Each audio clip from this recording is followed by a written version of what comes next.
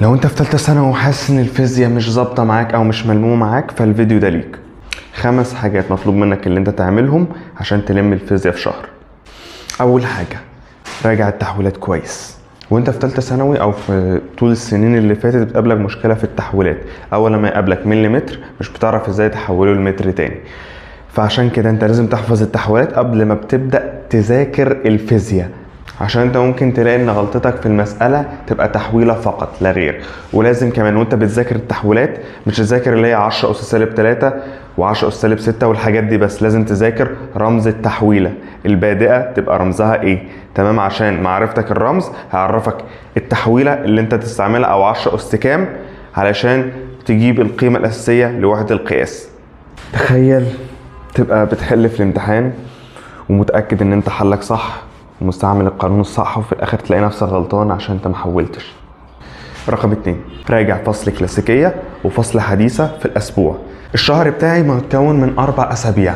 4 اسابيع هنراجع في كل اسبوع فصلين، فصل حديثة وفصل كلاسيكية.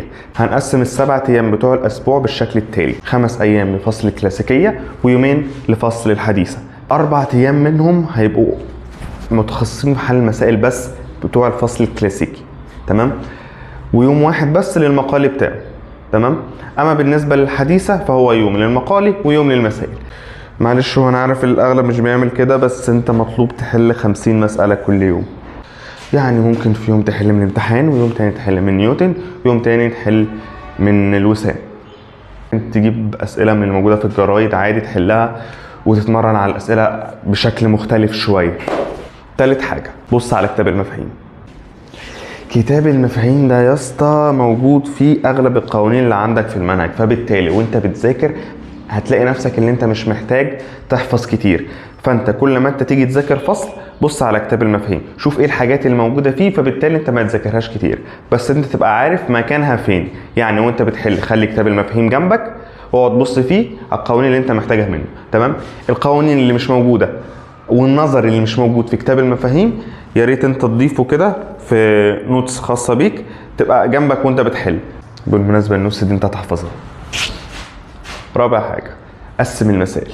وانت بتحل بتلاقي اللي فيه نوعيه مسائل انت شفتها قبل كده، تمام؟ يعني اول لما يجيب لك مثلا في الفصل الاولاني مساله فيها مقاومتين، المقاومتين دول يعني هو عايز نسبه ما بينهم.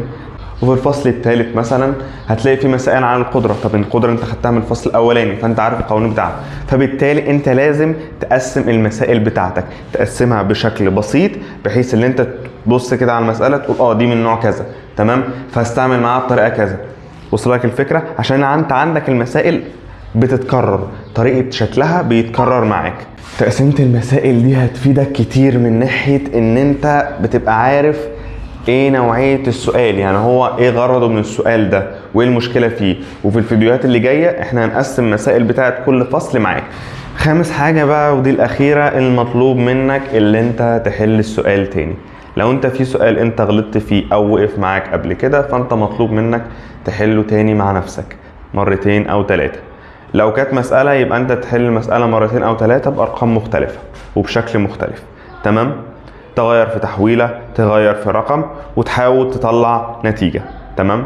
بحيث ان انت تتعود على الخطوات بتاعت حل المسائل دي، تمام؟ اما بالنسبة لأسئلة المقالي فانت المطلوب منك ان انت تتمرن على السؤال تاني، تمام؟ يعني انت لو قابلك سؤال مثلا عن اثبات معين في المنهج فانت المفروض تتمرن على الاثبات ده تاني وتالت لحد ما تلاقيه ثابت في دماغك، وبالتالي انت هتلاقي نفسك عرفت تلم الفيزياء في شهر.